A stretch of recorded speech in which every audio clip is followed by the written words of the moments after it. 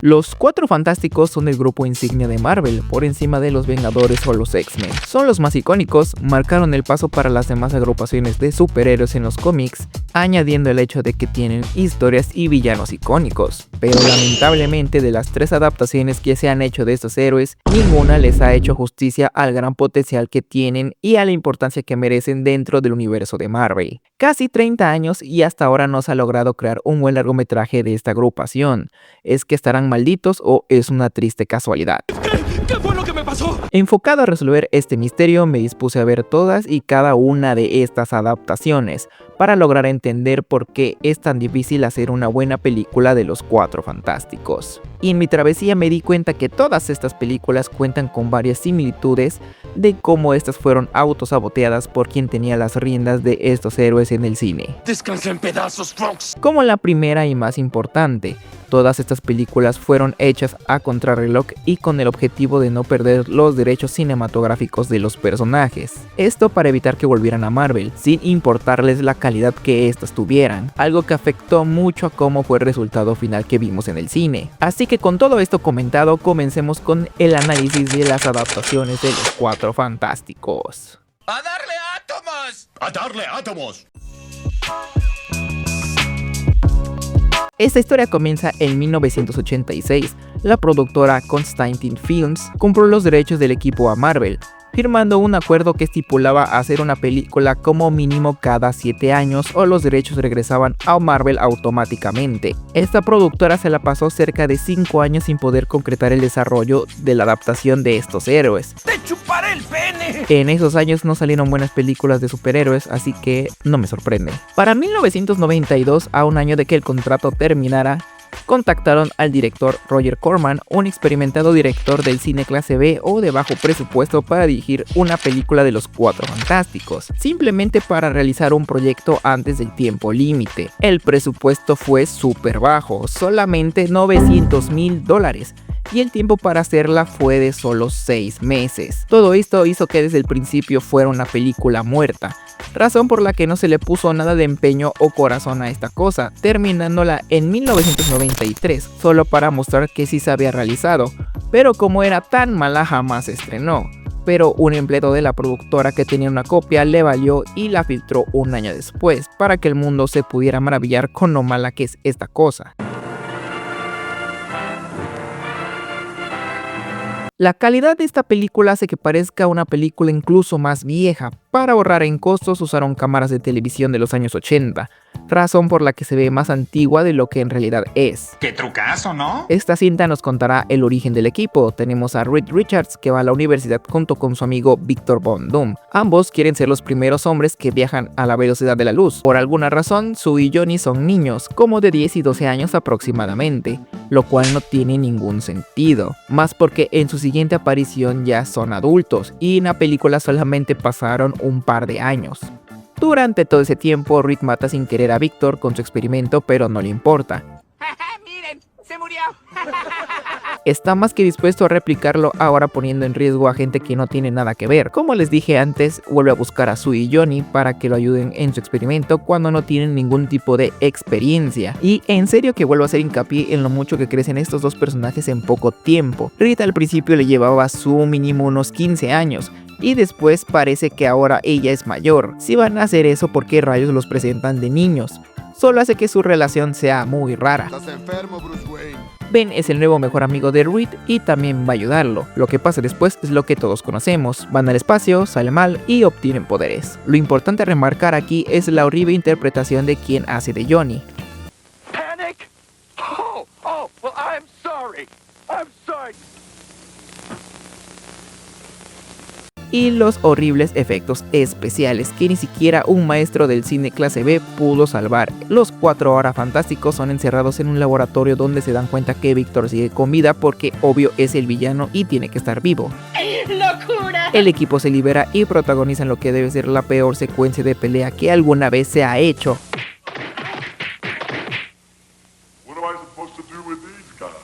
¿Qué? Después tienen esta que está otro poco mejor, pero aún así es terrible.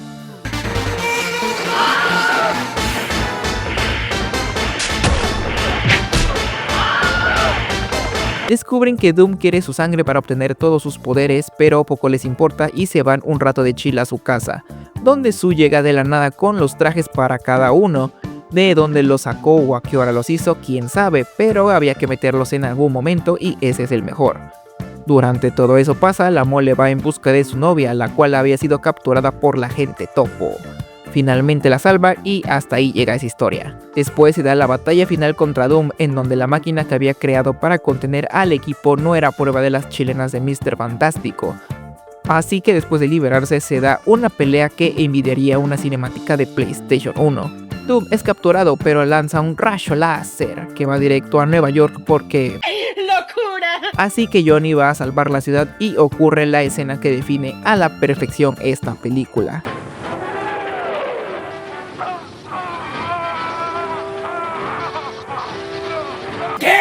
¿Cómo lo dirige al espacio? No venía del espacio, venía de... ya. Los buenos ganan, Reed y Sue se casan cuando apenas se hablaron en la película. Ven que al principio tenía el dilema de haberse enmolado, ahora va en calzones, y Johnny sigue siendo el peor actor de la película. Fin.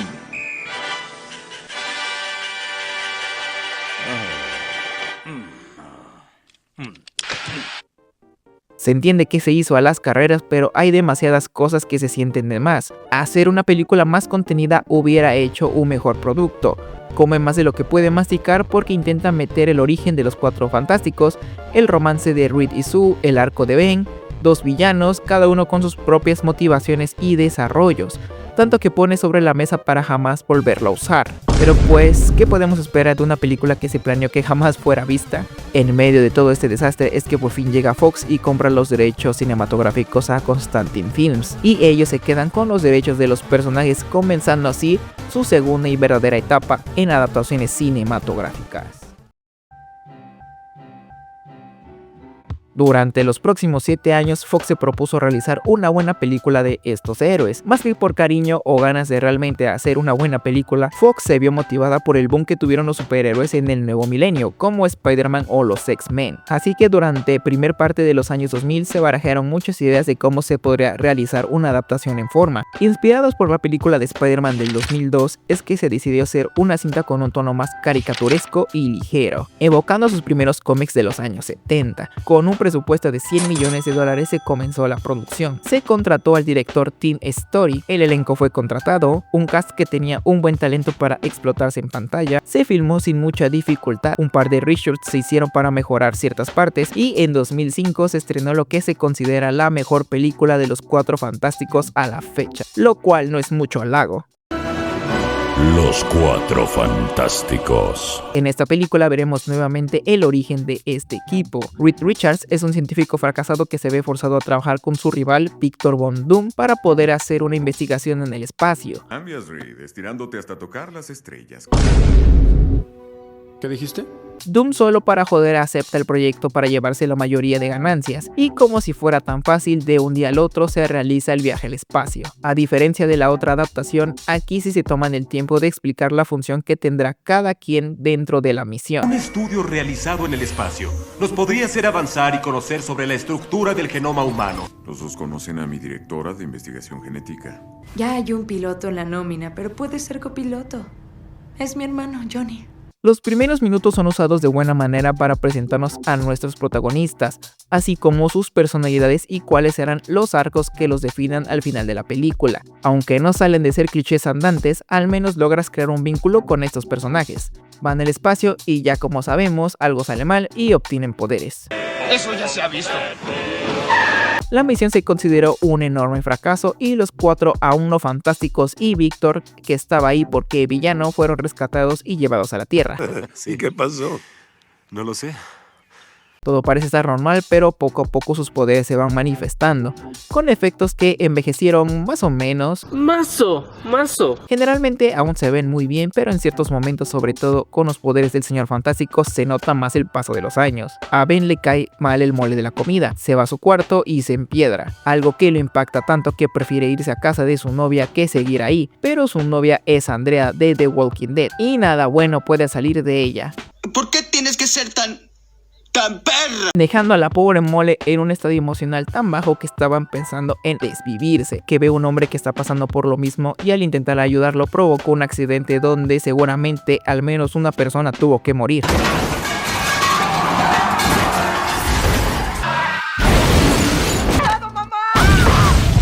Los otros tres fantásticos que iban a buscar a Ben de manera conveniente están ahí y juntos protagonizan lo que es la única escena donde realizan algún acto heroico que irónicamente fue ocasionado por uno de ellos. Después de que cada uno demuestre sus poderes, la gente los ve como sus salvadores y de un momento a otro son las personas más famosas del mundo. Así los nombraron. Los Cuatro Fantásticos. Reed le promete a Ben regresarlo a la normalidad y de ahí la película se vuelve más una sitcom en donde vemos a los personajes investigar más de sus poderes y cómo estos funcionan, así de cómo ver más interacciones y cómo esta amistad evoluciona a un equipo. ¿Qué onda con tus orejas? Mientras esto le está sucediendo a los Cuatro Fantásticos, a Victor le quieren aplicar la de Norman Osborn, corriéndolo de su propia compañía. Así que como sabemos que perder la chamba crea villanos, Victor no tiene opción y debe seguir ese camino. Los poderes de esta versión no son los mismos que en los cómics, es más una fusión entre Electro y Coloso de los X-Men.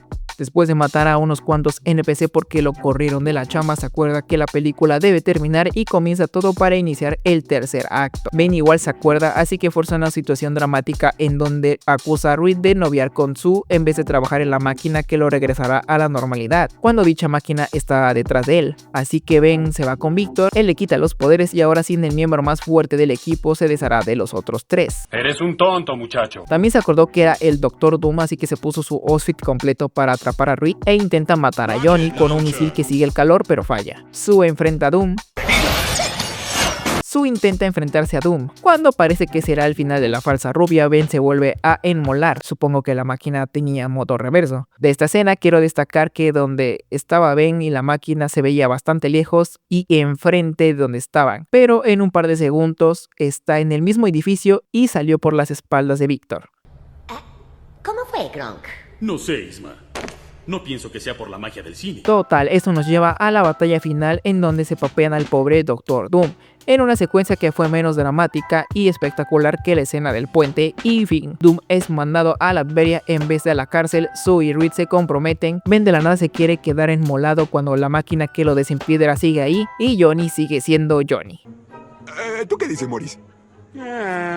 50-50. Esta película en esencia se siente mediocre, tiene varios puntos positivos que le hacen una experiencia agradable, pasas un buen rato, creas una buena conexión y empatía con los personajes y sin dudas las partes en las que vemos su convivencia o cómo descubren sus poderes son lo mejor, pero tiene enormes deficiencias, como el hecho de que haya solo una secuencia heroica en toda la película y una disque escena de acción final muy anticlimática. Aunque el personaje de Victor tiene una buena presencia como villano, la película no se toma el tiempo suficiente como para que te lo tomes en serio, ni a él ni a sus motivaciones como villano. Es una película de 2 horas que no supo cómo administrar su tiempo. Después de que el equipo es presentado ante el mundo, la película parece estancarse. Se toma mucho tiempo en explicar las habilidades de todos ellos y cuando se da cuenta solo faltan 20 minutos para que se termine, pero lo que rescató a esta adaptación de ser olvidada por el público fue la buena elección del cast. Chris Evans se roba la película como Johnny, logra hacer que te caiga muy bien cuando en realidad es un tipo odioso, y sin duda es el que más brilla de todo el equipo. Michael Chiklis como Ben o la Mole igual está muy bien, le inyecta mucho carisma a la Mole. Es el único que tiene un arco dramático de peso en la película y es gracias a él que la película está cargada con cierto sentimentalismo.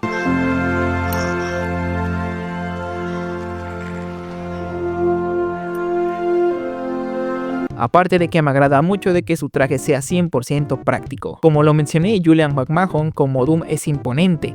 Lástima que no lo supieron aprovechar. Para mí la única que no resalta tanto es Jessica Alba como Sue Storm. Tiene muy poca presencia como superheroína y es bastante sexualizada. El no saber cómo usar a Sue es una constante en estas películas. En fin, la película fue un moderado éxito y generó dinero suficiente para que 2 años después se estrenara la secuela.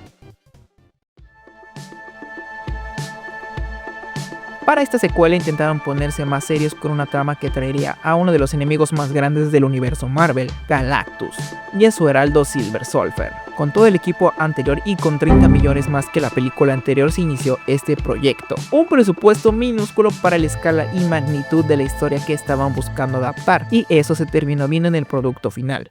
Eres un tonto, muchacho. Los Cuatro Fantásticos y Silver Surfer. En esta película veremos al equipo ya establecido y con 2 años de experiencia siendo héroes. Reed y Sue están a punto de casarse, pero Reed está muy metido en la chamba porque comienzan a haber fenómenos extraños en la Tierra que deben ser investigados. Y justo el día de la boda de estos dos, el responsable se presenta y les arruina todo. Y es cuando se nos presenta lo mejor de la película: el Silver Surfer. Ay, qué buena onda. ¿Vieron eso? Eso es ser bárbaro. El cual es un ser desconocido y bastante poderoso. Deja incapacitado a Johnny y escapa. Hasta la próxima. La misión de este ente es preparar la Tierra para que su amo Galactus se lo coma. Ahora todo el equipo junto con el ejército y Doctor Doom, que por alguna razón sigue vivo y volvió a ser guapo, trabajan juntos para resolver este conflicto, y es cuando la película se cae. Lo arruinaron todo, gracias a Dios. La historia estaba haciendo un buen trabajo en presentarnos al Silver Surfer y sus intenciones y todo el lore de Galactus, con eso todo está muy bien. Pero la participación de estos randoms del ejército, pero sobre todo la de Doom, solo complican y entorpecen la película. Doom se siente metido con calzador, no hay razón para que esté presente en la película. Aunque el aspecto de él con la tabla se vea imponente y genial, el plan que tiene es una estupidez. Oye, amigo, ¿vienes de Tontolandia? Galactus era una amenaza muy fuerte, no hubiera sido capaz de ganarle solo. Incluso Johnny se lo papeó. Aunque tuviera los poderes de los otros fantásticos, no le debería ganar tan fácil a un Doctor Doom con una tabla de Silver Surfer. Hubiese sido más inteligente derrotar a Galactus todos juntos y después que intentara robar él la tabla, pero solo terminó humillado. Vaya, pobre Duke, de verdad es un fracasado. Hablando de Johnny, como fue el personaje favorito de la mayoría, aquí su protagonismo aumentó. Una subtrama de encontrar el amor que lleva a la nada misma, y con una subtrama más interesante en el cual su encuentro con el Silver Surfer volvió inestable su cuerpo, haciendo que cambie poderes. Algo que tiene cero sentido, que es usado para meter chistes malos y para que tuviera más peso la escena final. Y duró menos, creo, que la batalla anterior contra Doom. Y para el final de la película llega lo que terminó matando toda la posibilidad de que este universo siguiera adelante, y lo que terminó mandando a estos personajes al vacío. En serio, no sé a quién se le ocurrió presentar a uno de los villanos más importantes que han existido en una nube que chupa planetas.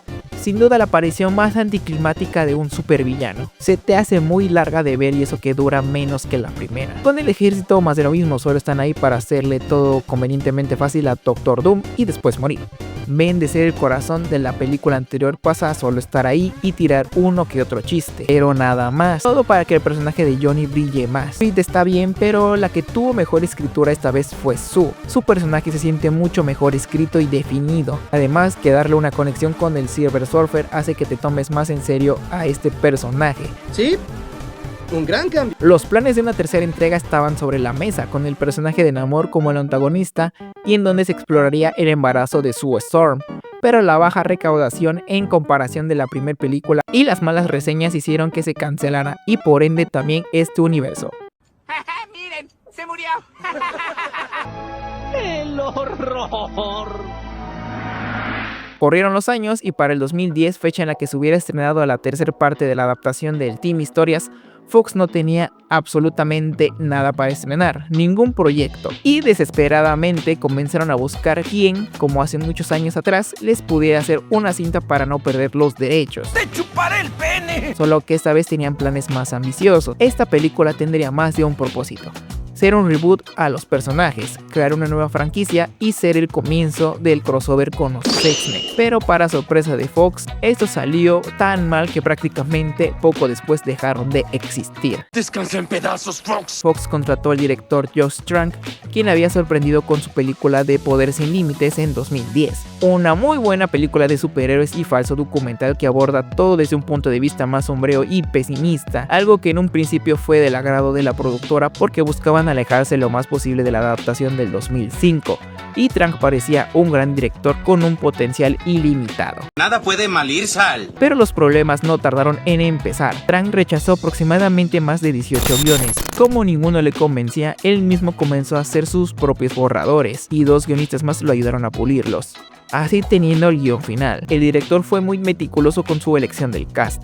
Todos los que vemos fueron por petición del director, a excepción de Kate Mara. Ella fue una adición de la producción porque originalmente toda la familia Storm sería afroamericana, pero el estudio quería sí o sí a una rubia dentro del equipo, por lo que se metió la subtrama de que Sue era adoptada. Ya que el guion y el cast estaban listos, comenzaron la filmación en 2014 y Fox haría algo que solamente se puede describir como un auto de sabotaje tremendo. Solo $30 millones fueron dados como presupuesto para realizar la película. Una película de superhéroes en pleno 2015 tuvo un mísero presupuesto de $30 millones, algo sumamente estúpido. ¡Eres un grandísimo estúpido! Era el boom de los superhéroes, todos íbamos a ver cualquier cosa que tuviera el logo de Marvel. Hubieran estrenado la versión del 2005 en 2015 y fácil te llegaban a $500 millones. No entiendo por qué darle poco presupuesto a una película a la que se le había apostado tanto, porque no eran dichos sus rumores. La misma Fox anunciaba por lo alto lo bueno que sería esta etapa para su universo cinematográfico. Tanta fe y esperanza se le tenía que hasta una secuela y el crossover con los X-Men ya habían sido confirmados, aunque el que arruinó esta vez a los Cuatro Fantásticos fue su propio director. ¡Grandísimo estúpido! Trank se comportó de una manera súper detestable con todos los miembros del equipo. Tenía una visión clara que quería que se siguiera al pie de la letra, llegando al punto que se les dio indicaciones a los actores de en qué momento parpadear y en qué momento respirar. Se peleó verbalmente con Miles Teller, el actor quien interpretó a Reed Richards, por no acatar sus órdenes. Todo esto llegó al punto de quiebre cuando la película completa fue vista por los miembros de la productora a solamente 7 meses del estreno, donde quedaron horrorizados por la cosa que habían visto. Era un bajón total, por lo que inmediatamente reordenaron filmaciones que fueron ajenas al director, esto con el tiempo encima. Prácticamente se rehizo la mitad de la película, siendo la versión del director un lost media. El pobre no solo fue expulsado de las refilmaciones de su propia película, sino que también perdió el puesto de director de la 8ª entrega de Star Wars y cualquier película de alto perfil o presupuesto, básicamente. De hacer una de las mejores películas de superhéroes a realizar los Fanta4tásticos. Ni siquiera el nombre pudieron hacer bien. ¡Grandísimo estúpido! De esta película no hablaré demasiado porque Dios santo es muy aburrida, así que solo destacaré lo más importante. Tanto la narrativa como la fotografía quiere que sintamos terror. Cuando obtiene sus poderes hace que más bien parezcan una maldición. Los poderes se ven feos y atroces, pero por las regrabaciones se crea una atmósfera y ritmo inconsistentes. Nadie del elenco tiene la más mínima química ni para socializar cordialmente, todos se sienten ultra incómodos y tensos. Vin y Sue son los que menos expresividad tienen. Sue, si se deja de mover, se volverá invisible sin necesidad de tener poder. Ben no tiene diferencia con su parte enmolada. Doctor Doom, Dios, parece muchas cosas menos Doctor Doom. Según es el traje espacial que se le pegó a la piel estando en la zona de disque negativa, pero ¿de dónde obtuvo esa maldita capa? Porque si tiene el poder de explotar cabezas, ¿por qué no lo hizo con los 4 inservibles para que esta cosa se acabara más rápido? Nada de esta porquería hace que te creas que estos 4 desconocidos son los 4 fantásticos. Las ganas de hacer algo completamente diferente a lo que ya se había visto hizo que se perdiera toda la esencia de estos héroes. Ni siquiera se dignaron a hacer buenos trajes, secuencias de acción, títulos, nada. Sus poderes sin duda son los peores. Ver esto es perder preciado tiempo que no regresará. Esto es peor que una pastorela. Ya ni en la escuela. Me aburre. Como ya lo comenté, por muy diferentes que sean estas adaptaciones, tienen varias similitudes que parecen darle un porqué al hecho de que los 4 fantásticos parezcan ser inadaptables en un largometraje. Todas, a excepción de la de Silver Surfer, son historias de origen que toca los mismos puntos y repite los mismos arcos de personaje con todo el elenco. Los personajes parecen estar malditos a seguir un arquetipo de personaje que no cambia sin importar lo que pase. Y para sorpresa de nadie, quien más perjudicó a esta propiedad fue la empresa que tenía sus derechos. Descansa en pedazos, Fox. Como lo mencioné al principio, estas películas estuvieron malditas desde que se hicieron solamente para no perder los derechos de los personajes y con un tiempo de desarrollo bastante pequeño que solo resultó con proyectos peores que el anterior. Hubo una pequeña luz de esperanza con la versión del Team Historias, pero la tacañería de Fox sepultó cualquier posibilidad. Y la del 2015 es un insulto a cualquier fan de estos héroes o del buen cine. Desde la versión del 2005 se les ha intentado dar una explicación lógica y científica a este equipo. Intentan que sean representaciones serias y dramáticas con villanos muy mediocres y nada impotentes. Ninguna de estas cosas va con el estilo, aura o personalidad que tienen estos héroes en los cómics. Pese a que han protagonizado historias muy obscuras en sus cómics, su principal atractivo es que es un equipo que posee una vibra muy colorida. Su ciencia ficción es muy de fantasía, en donde la normalidad y lógica se van de sabático. Normalidad o lógica no es algo que vaya con estos personajes y ninguna de estas personas que hizo las películas logró entender. Parece que tienen un miedo de adentrarse a todo el gran universo que los Cuatro Fantásticos tienen para ofrecer. Han ido al espacio, a otras dimensiones, viajado en líneas temporales y en universos microscópicos. Poseen a muchos de los mejores villanos de todo Marvel: Galactus, los Skrull, los Kree, Monster of Puppets, Namor y recientemente The Maker, que es el Reed Richards del universo Ultimate. Y por último y el más grande, el Doctor Doom.